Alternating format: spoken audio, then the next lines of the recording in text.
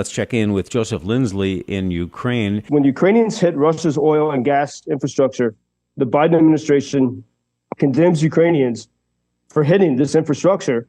But can you tell me why? Like, while Russia is attacking Ukraine's oil and gas and energy sector, why can't Ukrainians do the same? Little Joe Lindsley. Joe Lindsley is quickly becoming an American treasure in broadcasting. Welcome to Ukraine Bank. We take you to Ukraine now. Joseph Lindsley has been traveling again. He's in Kyiv right now. And Joe, every time you talk about taking the trains, as you often do, I am reminded of my grandfather, who I learned was a train master somewhere. I don't know if it was Kyiv or Odessa, but your talks about riding the trains of Ukraine kind of inspired me to dig into my roots even more. And apparently he was in charge of many of the trains back in that area back in the day. Bob, hello from Kyiv. And, you know, as I travel the country, I keep my eyes out for your last name to see if I can find any indications of your family history here. And, you know, the trains, Ukraine has one of the most extensive rail networks in Europe. Part of it's because it's such a large country, but you can get pretty much anywhere by the train, and it works so efficiently in the wartime, always arriving on time, which means it never leaves late, so you better be on time. And it's a very peaceful experience. There's a nice cafe car. They'll come and bring coffee to your seat, and it's well run and well managed, and a great time to get some rest. I had about a 5.5-hour journey this morning, and as you know, not drifting in and out of naps, passing through the springy countryside and that really deep black soil of eastern Ukraine. You know, you almost could forget that you're at war, and then as I pulled into various stations, you see people saying goodbye to each other, waving from the platform. And I see more people smiling than crying, even though, you know, knowing how difficult it is, knowing the heavy news from the front, the death toll at the front. There's new, you know, pretty soon there's going to be a new mobilization effort. And so, you know, everyone's feeling this and worried about the support from outside of Ukraine.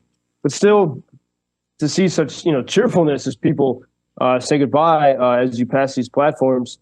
And then it's also notable throughout the entire time on the train, it's generally very quiet. It's almost like a library. People are sleeping or reading or having breakfast or talking softly.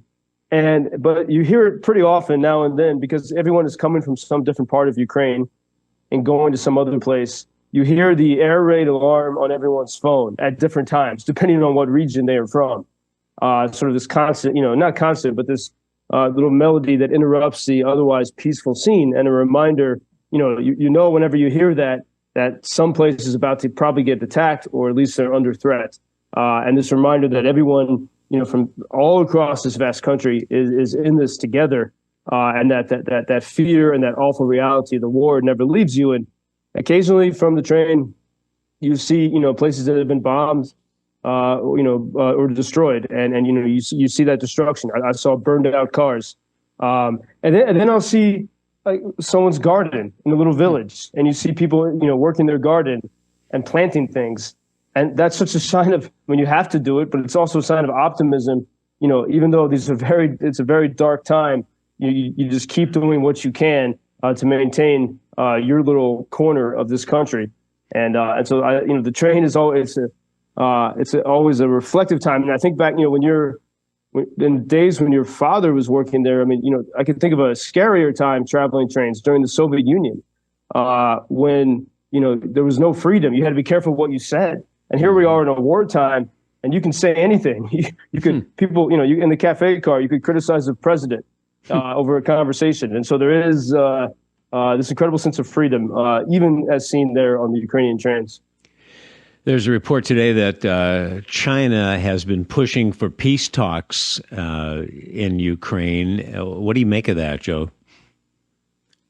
China has been saying that for a long time. I mean, they came up with their peace plan in 2022, but it's pretty clear that Beijing is friendly with, you know, the powers that don't like freedom. Obviously, Beijing does not tolerate freedom in its own country. And there's growing evidence that China has been helping Russia with supplies for weapons.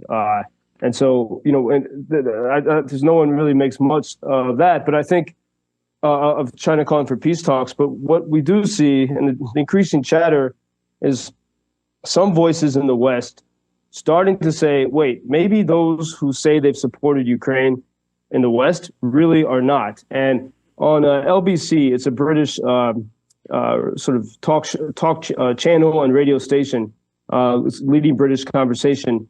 Nick Ferrari, one of the hosts there, he was interviewing David Cameron, now Lord Cameron, the UK's Minister of Defence, or Secretary of Defence. And he said, the host on this show said to Lord Cameron, he said it was so brilliant to watch the Royal Air Force shooting down drones and missiles over Iraq and Syria to protect Israel. Why can't they do it over Ukraine? And I think Lord Cameron's answer is revealing, and people are sharing it widely here in Ukraine.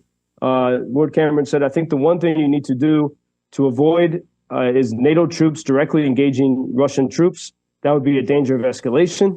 And so then the host asked him, well, okay, let's not engage Russian troops. He said, why not just shoot down the unmanned Russian drones that are attacking Ukraine? Obviously, with Israel, in the situation with Israel, the U.S. and UK proved that they can do this. And so the host asked, Lord Cameron, why not shoot down the unmanned drones? And Lord Cameron he didn't really answer it. He did say what Ukraine needs is the Patriot defense systems. He said, and he was right. He said Britain has done a lot. Britain has given long-range missiles to Ukraine. But what Ukraine really needs, he said, is the Patriot missile systems, which really only can come from the United States. And so here we do see some ambiguity. We see perhaps some fear from Western leaders.